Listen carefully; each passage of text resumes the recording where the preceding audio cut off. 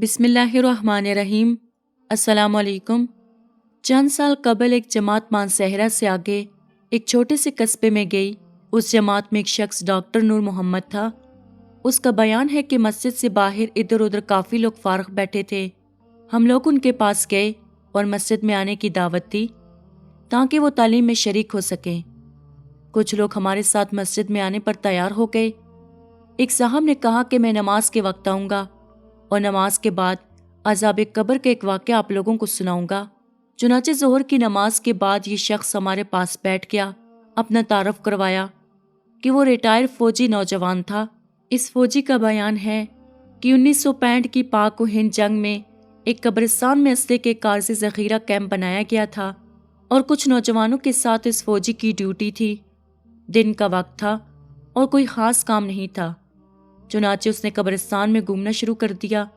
اس کا گزر ایک پرانی قبر کے پاس سے ہوا تو یوں محسوس ہوا جیسے قبر کے اندر سے ہڈیاں ٹوٹنے کی آواز آ رہی ہے۔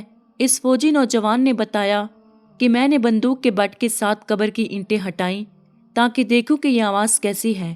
جیسے جیسے میں مٹی ہٹاتا گیا آواز اور تیز ہوتی گئی اور میری دلچسپی اور خوف بھی بڑھتا گیا۔ دن کا وقت تھا، روشنی خوب پھیلی ہوئی تھی۔ کیا دیکھتا ہوں کہ قبر کے اندر انسانی ہڈیوں کا ڈھانچہ پڑا ہوا ہے اور اس پر چوہے کی شکل کا ایک جانور بیٹھا ہوا ہے، اور جب وہ منہ اس ڈھانچے پر مارتا ہے تو سارا ڈھانچہ اکڑ جاتا ہے اور ہڈیوں کے ٹوٹنے اور چٹکنے کی آواز آتی ہے۔ میرے سامنے اس جانور نے 3 مرتبہ اپنا منہ ہڈی پر مارا۔ مجھے بہت ترس آیا کہ یہ جانور اس کو بہت تکلیف پہنچا رہا ہے۔ چنانچہ رائفل سے جب میں نے اس جانور کو مارنے کا ارادہ کیا تو وہ مٹی میں چھپ گیا۔ تھوڑی دیر کے بعد وہ جانور قبر سے نکل کر میری طرف لپکا اور میرے اوپر ایسی دہشت سے سوار ہوا کہ میں اسے مارنا بھول کر اپنی جان بچانے کی خاطر بھاگ کھڑا ہوا۔ کافی دور جانے کے بعد میں نے مڑ کر دیکھا کہ وہ جانور میرے پیچھے تیزی سے بھاگا آ رہا تھا۔ قریب ہی پانی کا ایک گڑھا تھا۔ اس جانور سے بچنے کے لیے میں اس جوہڑ یعنی گڑھے میں داخل ہو گیا۔ میں نے پیچھے مڑ کر دیکھا کہ جانور جوہڑ کے کنارے پر آ کر رک گیا اور قدرے توقف کے بعد اس نے اپنا منہ پانی میں ڈال دیا۔ یکدم پانی کھولنے لگا۔ میں بھاگ کر جوہر سے نکلا۔ میری ٹانگیں جل رہی تھیں، بہت جلد سرخ ہو چکی تھیں اور ابلے جلے ہوئے پانی والے پھوڑے بھی پڑ چکے تھے۔ درد کی شدت سے میرا چلنا محال تھا۔ میں نے اپنے ساتھیوں کو آواز دی تو جب میں نے پیچھے مڑ کر دیکھا تو کچھ نہ تھا بلکہ وہ جانور غائب ہو چکا تھا۔ چنانچہ مجھے ایبٹ آباد کے ہسپتال میں داخل کروایا گیا اور پھر وہاں سے راولپنڈی کے بڑے فوجی ہسپتال CMH میں منتقل کر دیا گیا۔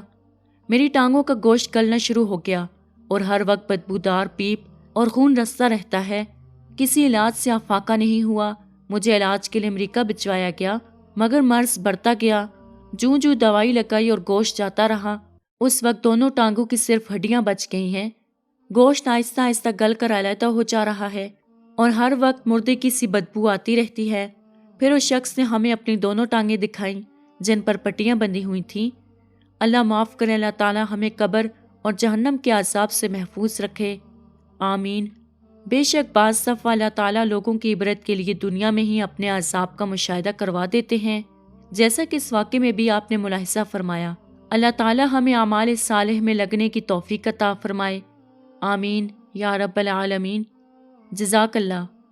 امید کرتی ہوں کہ آپ کو آج کی ویڈیو پسند آئی ہوگی۔ مزید اسی طرح کی ویڈیوز دیکھنے کے لیے ہمارے چینل کو سبسکرائب کریں۔ خدا حافظ۔